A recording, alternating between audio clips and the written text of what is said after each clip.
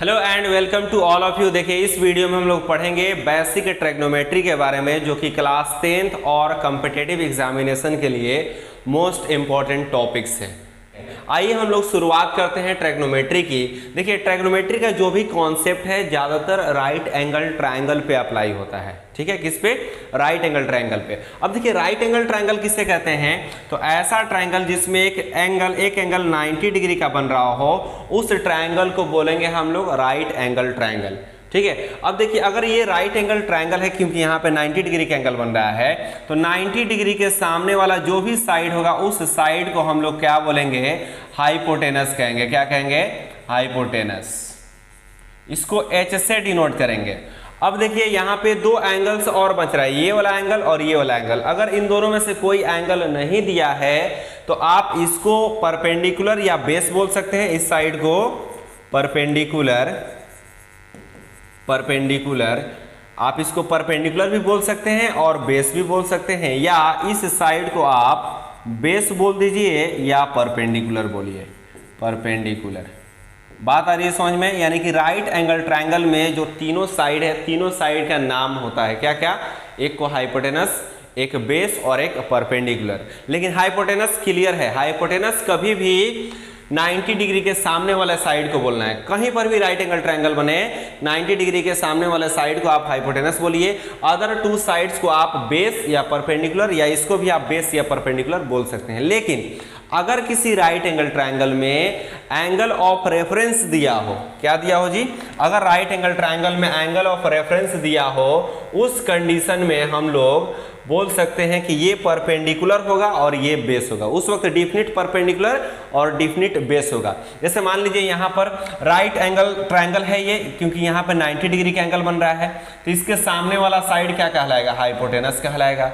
अगर angle of reference यहाँ पे दिया है, यानी कि कुछ एंगल यहाँ पे बन रहा है, उस एंगल को डिनोट किया है या यहाँ पे लिख दिया गया है, तो इस कंडीशन में हम लोग क्या कहेंगे कि एंगल के सामने वाला जो साइड होगा उस साइड को परपेंडिकुलर कहेंगे।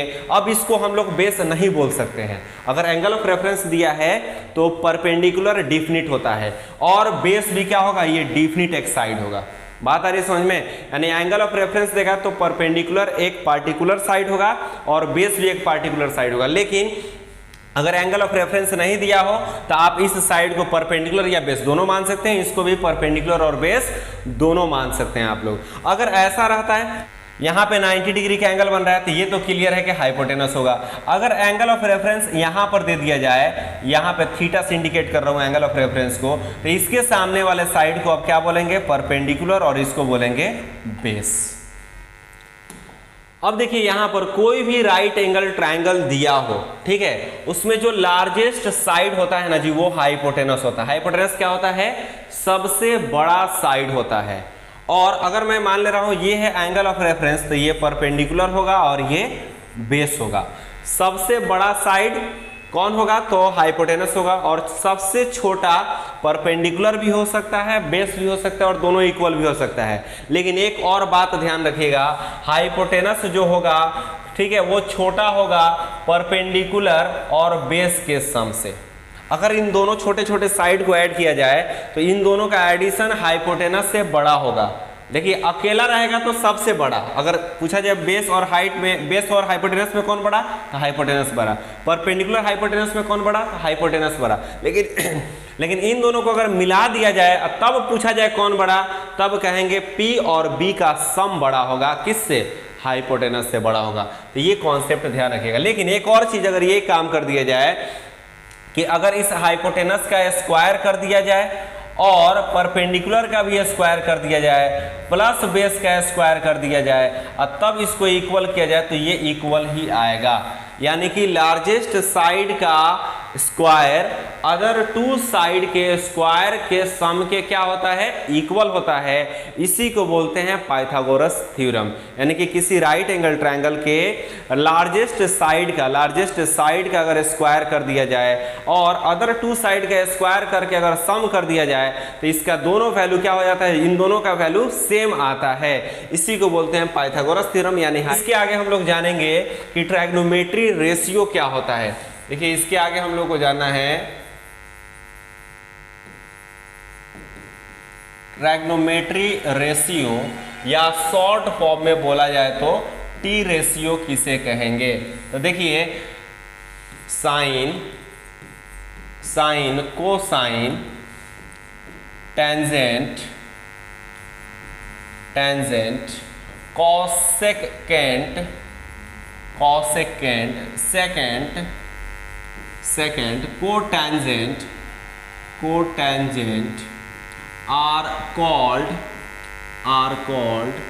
T ratio, are called T ratio. T ratio किसे किसे कहते हैं जी? Sine, cosine, tangent, cotangent, secant और कॉसेकेंट को ट्रैग्नोमेट्री रेशियो कहते हैं। ठीक है, अब देखिए जो साइन है ना, इसको शॉर्ट फॉर्म में, साइन को शॉर्ट फॉर्म में केवल साइन लिखेंगे, कोसाइन को शॉर्ट फॉर्म में कॉस लिखेंगे। क्या लिखेंगे? कॉस। टेंजेंट को शॉर्ट फॉर्म में टैन लिखेंगे। क्या लिखेंगे? टैन, स्मॉल लेटर से लिखिएगा टैन। और जो कॉसेकेंट है, कॉसेकेंट, इसको कॉसेक लिखेंगे। क्या पढ़ेंगे? कॉसेक, शॉर्ट फॉर्म में। इसके अलावा सेकंड को क्या पढ़ेंगे? सेकंड को पढ़ेंगे सेक पढ़िए। और कोटेंजेंट को पढ़ना है आपको, कोटेंजेंट को पढ़ना है कॉट। ये शॉर्ट फॉर्म हो गया। अब ये पूछा जाए कि टोटल ट्रैग्नोमेट्री रेशियोज कितना होता है, तो 6 होता है। कौन कौन? तो साइन, कोसाइन, टैन, कोटेंजेंट, कॉसेकेंट और सेकेंट। अब इसके आगे देखिए, कोई भी ट्रैग्नोमेट्री रेशियो होगा, जैसे यहाँ पर लिख रहा हूँ साइन, इस साइन के साथ कुछ ना कुछ इसका एंगल होगा, यहाँ पे पावर होगा और यहाँ कोफिशिएंट होगा। साइन क्या है जी? तो साइन एक ट्रैग्नोमेट्री रेशियो है। ठीक है, और थीटा क्या है यहाँ पर? तो साइन का एंगल है, यानी कि ट्रैग्नोमेट्री रेशियो का एंगल है। और ये पी क्या है? तो पावर है। क्या है जी? पावर। और क्यू क्या है? तो कोफिशिएंट है। क्या है? कोफिशिएंट है। तो कोई भी ट्रैग्नोमेट्री रेशियो हमेशा 3 वैल्यू के साथ आता है। उसका कुछ ना कुछ एंगल होगा, पावर होगा और उसका कुछ ना कुछ कोफिशिएंट तो जरूर होगा। ठीक है, कोई भी ट्रैग्नोमेट्री, जैसे मैं यहाँ पे लिख रहा हूँ साइन 30 डिग्री, यहाँ पे 2 लिख दीजिए, यहाँ 3, तो कहेंगे 30 इसका एंगल है, पावर इसका 2 है, कोफिशिएंट इसका 3 है।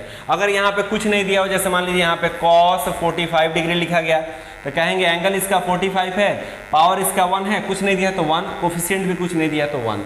देखिए पावर और कोफिशिएंट कुछ नहीं देगा तो 1 बोलेंगे, लेकिन अगर एंगल दिया ही नहीं हो, जैसे यहाँ पर कुछ नहीं दिया है, तो इसका मतलब नहीं बोलेंगे कि 1 डिग्री है। इसका मतलब ये हुआ, इसका मतलब ही कुछ नहीं हुआ।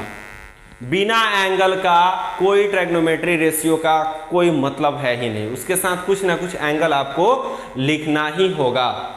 ठीक है, तब उसका कुछ वैल्यू होगा, अदरवाइज नहीं होगा। अब कोई भी ट्रैग्नोमेट्री रेशियो होगा, जैसे मान लीजिए यहाँ पे लिख रहा हूँ साइन थीटा, ठीक है, और किसी राइट एंगल ट्रायंगल का तीनों साइड आपको दिया है परपेंडिकुलर, बेस और हाइपोटेनस, तो उस कंडीशन में कहेंगे साइन थीटा का फॉर्मूला होता है perpendicular by hypotenuse, cos theta का फॉर्मूला होता है बेस बाई हाइपोटेनस, और टैन थीटा का फॉर्मूला होता है परपेंडिकुलर बाई बेस। और साइन को अगर रिवर्स इन्वर्स कर दिया जाए, यानी कि कॉसेक, देखिए कॉसेक थीटा का फॉर्मूला साइन का उल्टा होता है, यानी कि h बाई पी, और कॉस का रिवर्स कर दिया जाए तो वो फॉर्मूला बन जाता है सेक का, यानी कि h बाई बी, और टैन को उल्टा कर दिया जाए तो कॉट का फॉर्मूला बन जाता है, यानी कि b बाई पी बन जाता है। बात आ रही है समझ में? इस